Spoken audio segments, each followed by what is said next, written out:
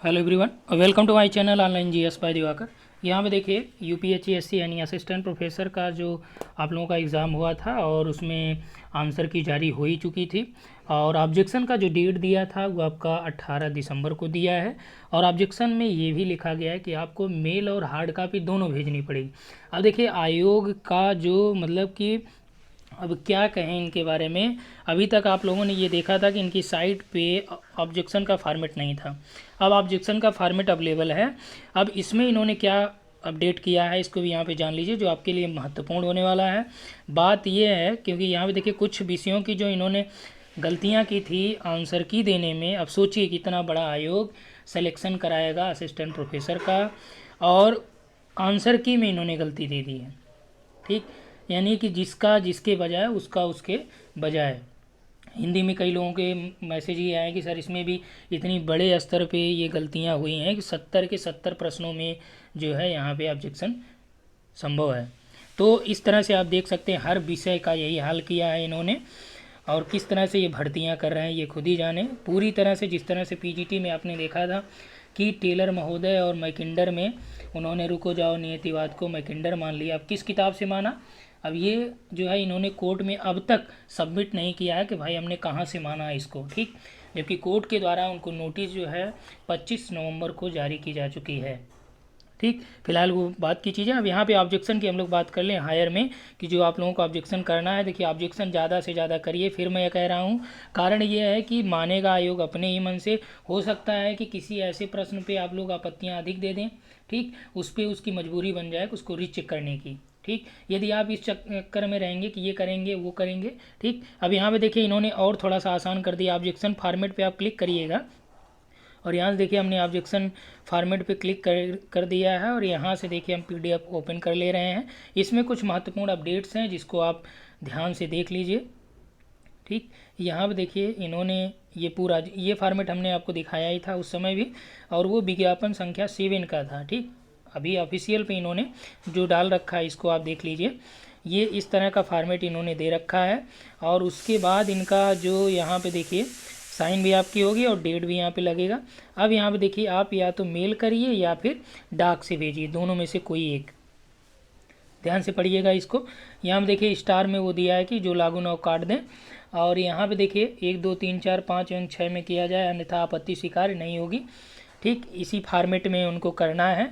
और यहाँ पे देखिए क्या क्या चीज़ें लगाना है कि जो लोग कर दिए हैं वो दोबारा से भी कर सकते हैं, केवल अब मेल ही करना है। ठीक, आप कहीं भी हो मेल कर दीजिए।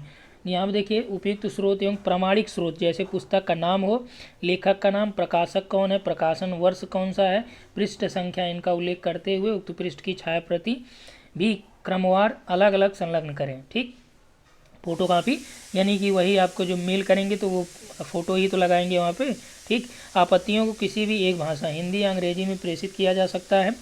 उसके बाद देखिए 5 नंबर में क्या दिया है, समस्त प्रश्नों के संबंधित आपत्तियों को अलग अलग फॉर्मेट पर उनके स्रोत के संलग्नकों सहित सचिव उच्चतर शिक्षा सेवा आयोग उत्तर प्रदेश प्रयागराज के पते पर पंजीकृत यानी रजिस्टर डाक से आपको भेजना है। अब यहाँ पे देखिए जो महत्वपूर्ण चीज़ है वो है या, क्या लिखा है, या email ID UPHESC objection 50@gmail.com पर ईमेल द्वारा भेजा जा सकता है, परंतु प्रत्येक प्रश्नों के दिए गए अलग अलग फॉर्मेट में भेजना आवश्यक है। अब देखिए जब आपको मेल भेजना हो किस तरह से भेजना है। जैसे ही आप मेल करेंगे यहाँ पे देगा टू, ठीक, उसके बाद आपका सब्जेक्ट आ जाता है। टू में इनका मेल आईडी आप यहाँ पे डाल दीजिए और यहाँ पे विषय आपका क्या है, ज्योग्राफी, ये ऐड 50। ठीक, ऑब्जेक्शन ये सब्जेक्ट हो गया। उसके बाद देखिए यहाँ पे आप लिखिए क्वेश्चन नंबर ये, सीरीज ये। ठीक, उसके बाद इस तरह से लिखते हुए पूरा एक बढ़िया से आप यहाँ पे क्वेश्चन नंबर लगाइए और सभी का अलग अलग पीडीएफ बना के ऐड कर दीजिए। ठीक, जैसे पीडीएफ ऐड करेंगे पीडीएफ का जो आप रीनेम करिएगा वो उस क्वेश्चन नेम से कर देंगे तो ज़्यादा सही रहेगा। ठीक, और वहाँ पे आप पीडीएफ जब बनाएंगे या जहाँ क्वेश्चन फॉर्मेट रहेगा वहाँ आप डिस्क्रिप्शन में भी लिख सकते हैं हाँ एक्सप्लेनेशन ये है, या जो यहाँ पे देखिए ऊपर दिया गया है, यहाँ पे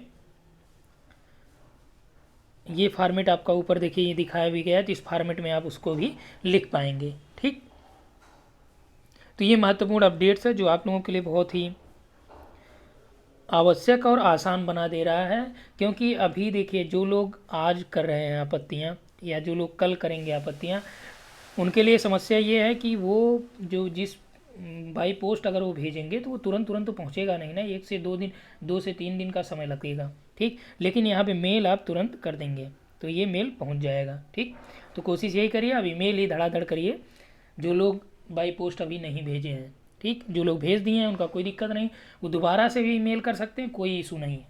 क्योंकि जितना ज़्यादा इनके पास मिल जाएगा, मुझे लग रहा है कि जिस हिसाब से ये मेल जारी किए हैं इनका मेल ही फुल हो जाएगा। क्योंकि ईमेल आईडी जो बनी जाती है वो उसका भी जो मेमोरी होती है वो एक निश्चित मेमोरी होती है। ठीक, फिलहाल ये सारी चीज़ें बात की हैं, तो आप लोगों के लिए जो महत्वपूर्ण ये है कि चाहे आप मेल कर दीजिए या आप जो है इस पते पे डाक से भेज दीजिए। ठीक, और जितने भी प्रश्न आपके हो रहे हैं, देखिए ये 6 दिया है ना, आप 6 से आगे भी कर सकते हैं, 7 कर सकते हैं, 8 कर सकते हैं, 9 कर सकते हैं, 10 कर सकते हैं। ठीक, जहाँ से आपको मिला, हाँ कोशिश यही करिए जो सोर्स आप डालिए उसमें लेखक का नाम हो, यहाँ पे जो सारी चीज़ें दे रखी है वो फॉर्मेट आप यहाँ पे अपनाइए। ठीक,